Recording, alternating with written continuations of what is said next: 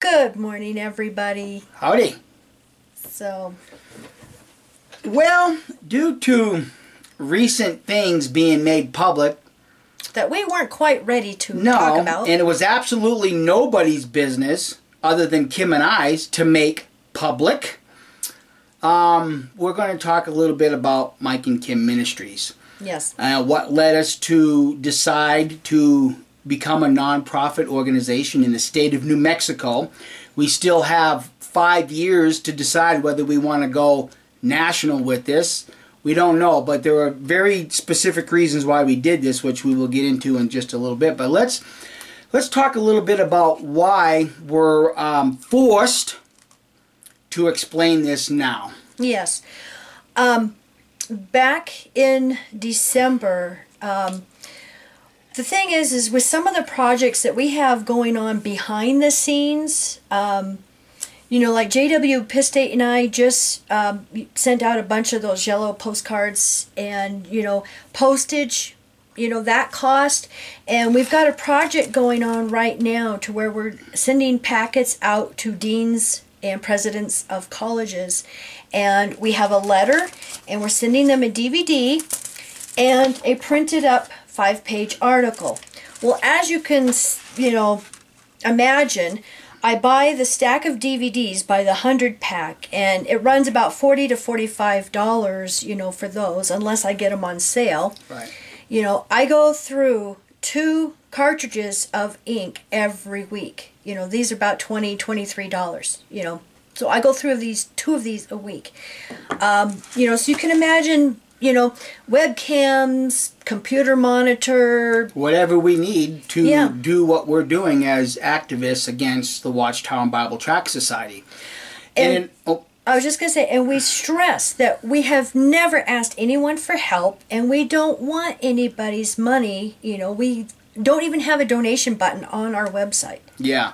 So for somebody to cyber stalk us, John, and make public information that's none of your concern is a very low move to do, and it also qualifies what we said in our video. And what Tony just said. And what Tony said. You are a cyber stalker, because you would have had to been looking at Kim and I's profile somewhere online to stumble across Mike and Kim Ministries. Well, he had to have been going through government documents about us to even find this. Yes, we know it's public records, but the thing is, the point we're trying to make is we weren't ready to go public with this because we felt it was no one's business, because this is not, we are not a church, we are a non-profit support group. Yes, we are not a church, we are not a religion. We did this only so that we can deduct all of our expenses off of our income taxes. Exactly. We're allowed to do that here in the United States. And it was at the discretion of our accountant also. Yeah, she's the one that suggested this. Yeah. But getting back to the letter and the discs that we have prepared, what the content on these discs, and we want to make them available to anybody. Yes. We're going to put them on our website if you want to download the whole package and everything else. What we did is we put together a very nice letter of introduction, along with some Watchtower articles and a DVD of Anthony Morris's scathing talk about how much Watchtower dislikes higher education. And we have already sent some of these packages out to our local colleges and universities with the intent of waking up these deans, and to the fact that when they allow Jehovah's Witnesses to go on school property or college or university properties with their shopping carts, that behind closed doors, this is how Watchtower truly feels about higher education. And we're hoping that this will open a door for some of us to be able to go in and maybe put on a little seminar, a little talk about how Jehovah's Witnesses really feel about higher education, and why are the colleges and universities allowing Jehovah's Witnesses on their school properties to peddle their propaganda which is truly in conflict to what the school programs are designed to do, educate people.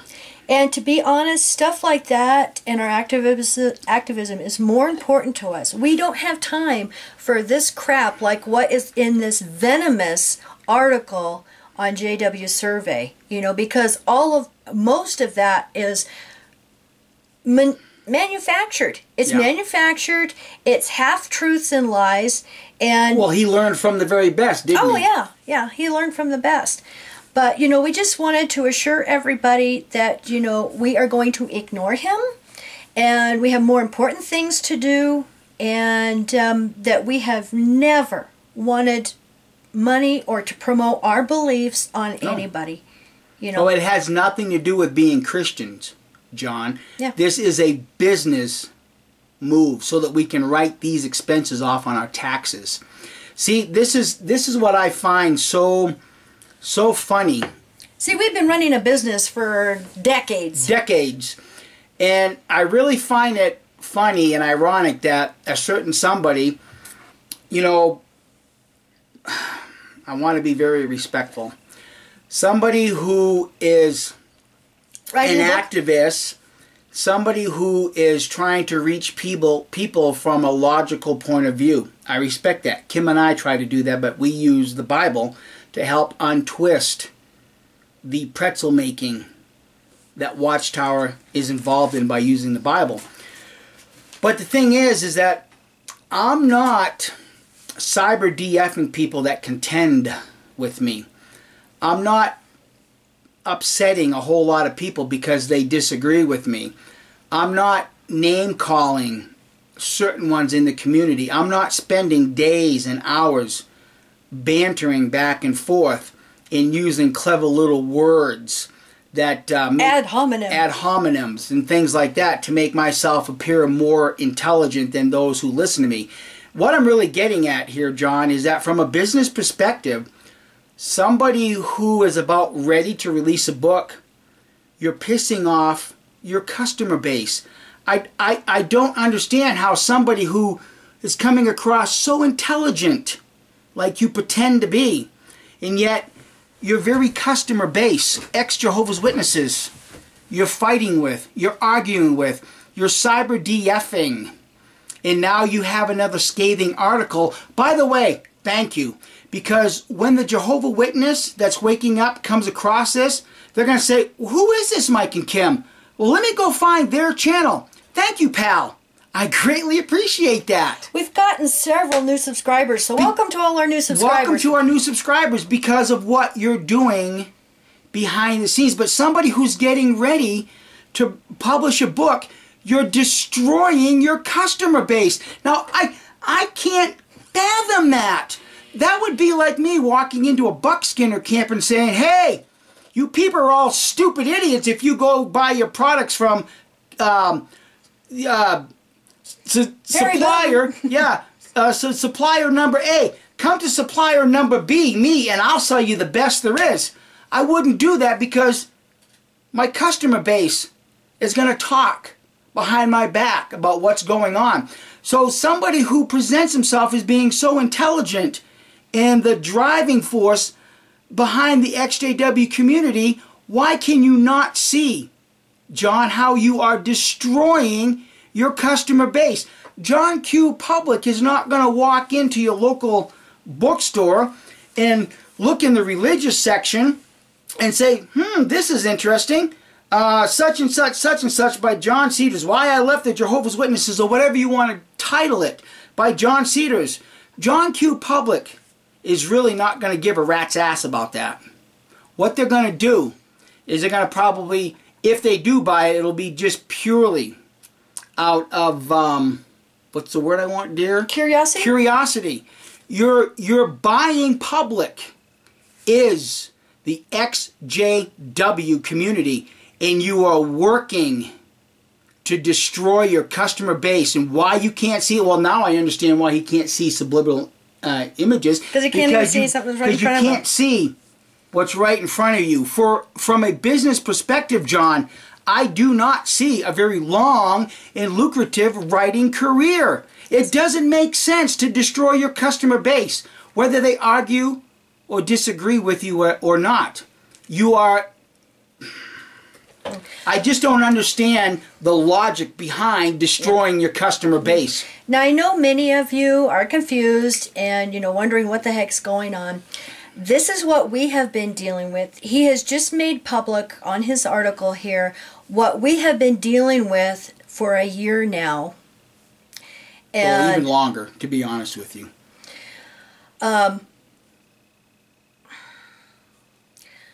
Dealing with for over a year now. And all we have ever asked is just go do your activism and quit fixating this weird, bizarre obsession on our family. We just want to be left alone and to do our activism. And then in the article, this really bizarre, creepy description he gives about this video that he wanted to do, about singing to our daughter about unrequited love. Singing to her picture. I mean, that is just really creepy. And it's got her and her husband, James, really creeped out.